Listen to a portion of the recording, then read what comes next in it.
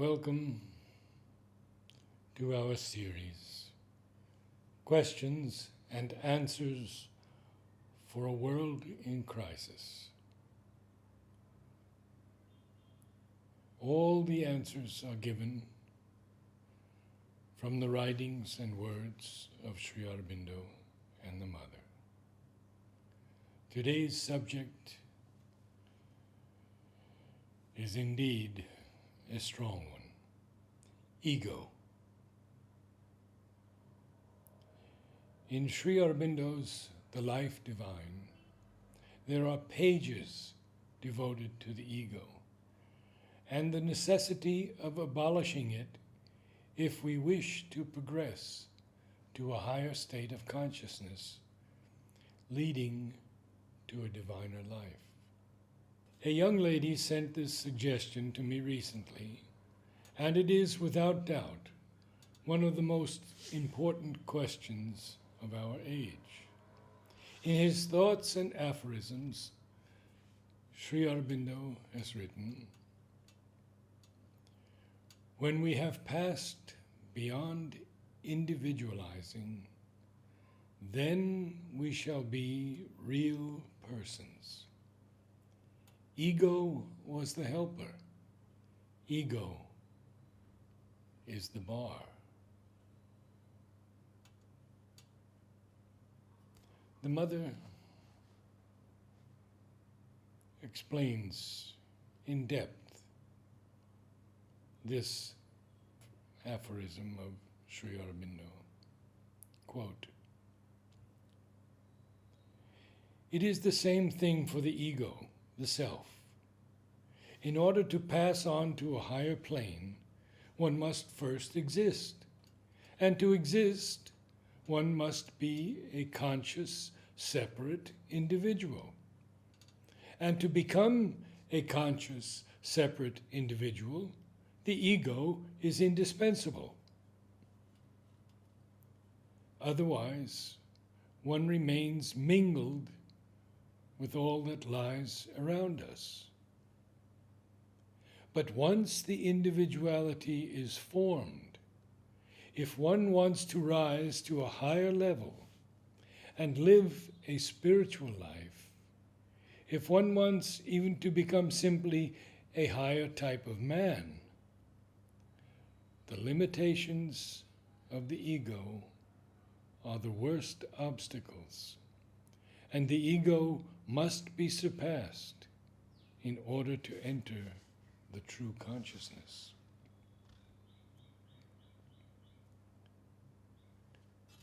And here follow many quotes by Mother.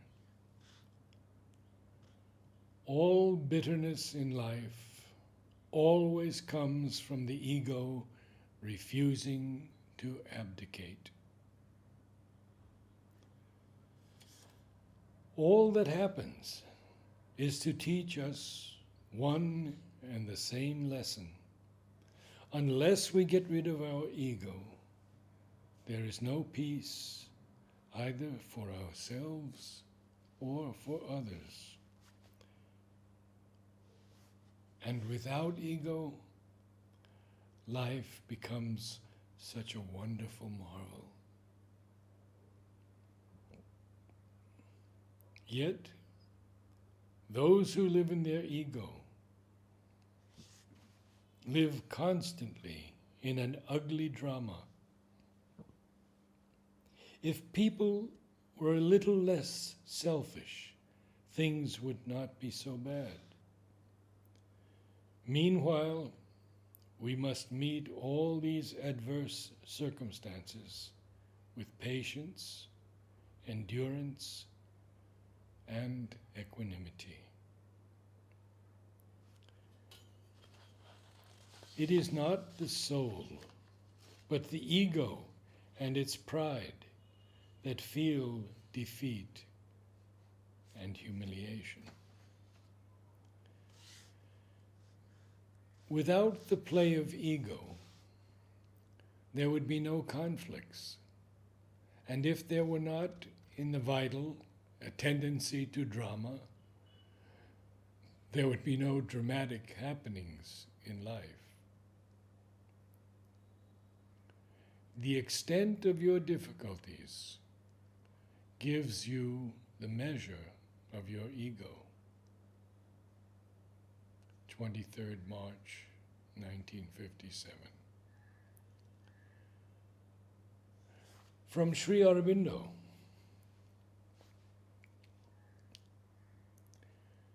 The essential of the sacrifice of works must be there, and the essential is the surrender of all desire for the fruit of our works, the renunciation of all attachment to the result for which we yet labor.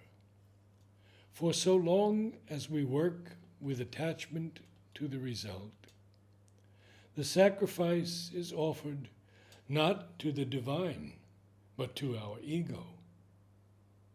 We may think otherwise, but we are deceiving ourselves. We are making our idea of the divine, our sense of duty, our feeling for our fellow creatures, our idea of what is good for the world or others, even our obedience to the Master, a mask for our egoistic satisfactions and preferences, and a specious shield against the demand made on us to root all desire out of our nature. Here too, in this movement by which the soul divests itself gradually of the obscure robe of the ego, there is a progress by marked stages. For not only the fruit of works belongs to the Lord alone, but our works also must be His.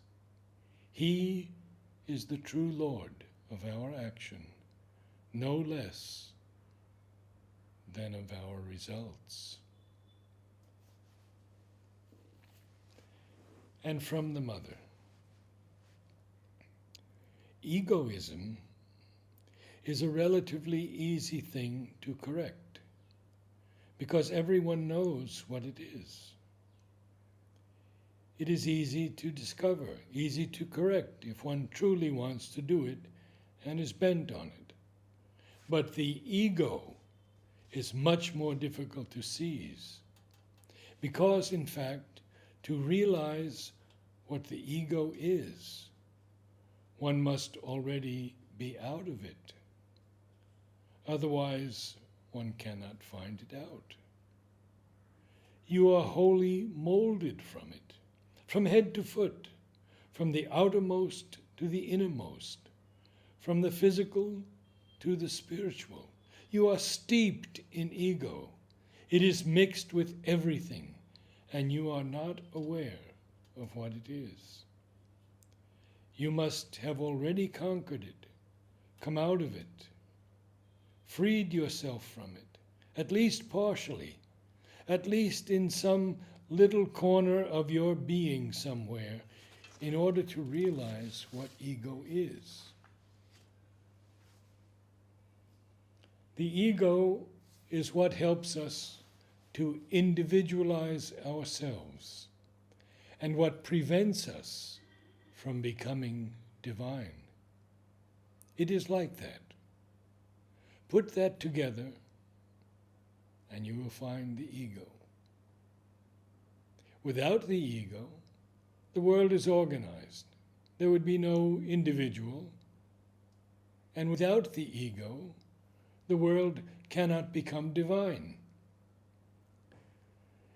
It would be logical to conclude, well, let us first of all become conscious individuals, and then we shall send away the ego and become divine. Only when we have become conscious individuals, we have grown so accustomed to living with our ego that we are no longer able to discern it, and much labor is needed to become aware of its presence. The ego is what makes one conscious of being separate from others. If there were no ego, you would not perceive that you are a person separate from others. You would have the impression that you are a small part of a whole, a very small part of a very great whole. On the other hand, every one of you is most certainly quite conscious of being a separate person. Well, it is the ego that gives you this impression. As long as you are conscious in this way, it means that you have an ego.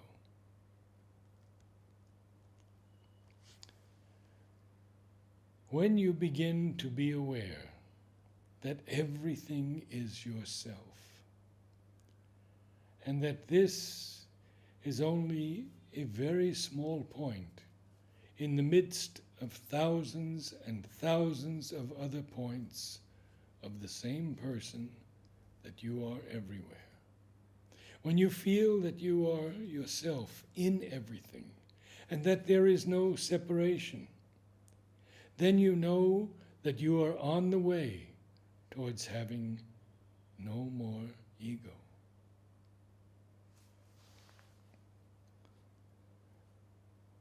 But if, through effort, through discipline, through progressive mastery, you surmount your ego and go beyond it, even if only in the tiniest part of your being, this acts like the opening of a small window somewhere. And by looking carefully through the window, you will be able to glimpse the supermind. And that is a promise. When you glimpse it, you will find it so beautiful that you immediately want to get rid of all the rest, of the ego. And again, from Sri Aurobindo.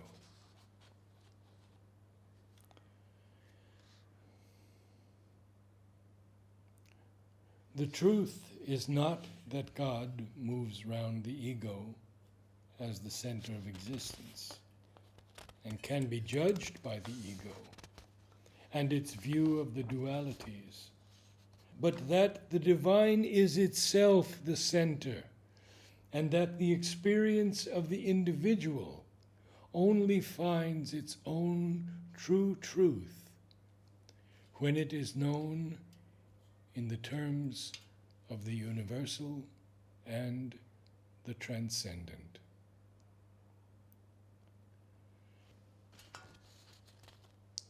The formation of a mental and vital ego tied to the body sense was the first great labor of the cosmic life in its progressive evolution.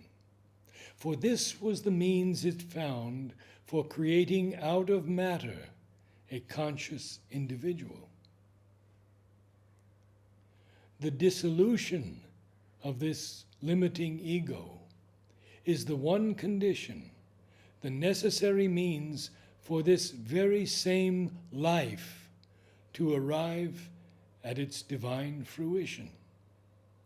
For only so can the conscious individual find either his transcendent self or his true person. Amidst these various and conflicting opinions, the seeker of the truth has to decide for himself which shall be for him the knowledge. But if our aim is a spiritual release or a spiritual fulfillment, then the exceeding of this little mold of ego is imperative. In human egoism and its satisfaction, there can be no divine culmination and deliverance. A certain purification from egoism is the condition even of ethical progress and elevation, for social good and perfection. Much more is it indispensable for inner peace, purity, and joy. But much more radical deliverance, not only from egoism, but from ego idea and ego sense, is needed if our aim is to raise human into divine nature. Experience shows that in proportion as we deliver ourselves from the limiting mental and vital ego, we command a wider life, a larger existence, a higher consciousness, a happier soul state, even a greater knowledge, power, and scope. Even the aim which the most mundane philosophy pursues, the fulfillment, perfection, satisfaction of the individual, is best assured not by satisfying the narrow ego, but by finding freedom in a higher and larger self. There is no happiness in smallness of the being, says the Scripture. It is with the large being that happiness comes. The ego is by its nature a smallness of being.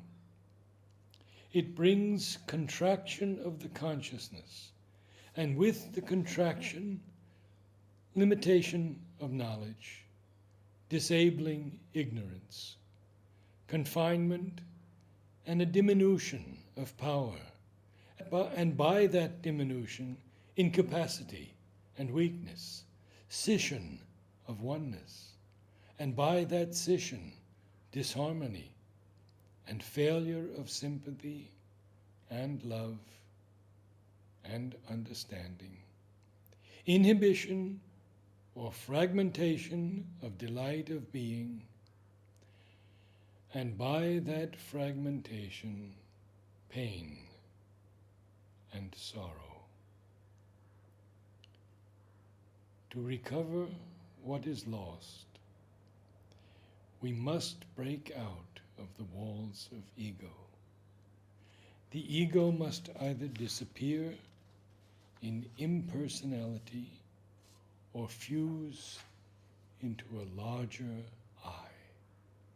It must fuse into the wider cosmic I, which comprehends all these smaller selves, or the transcendent, of which even the cosmic self is a diminished image.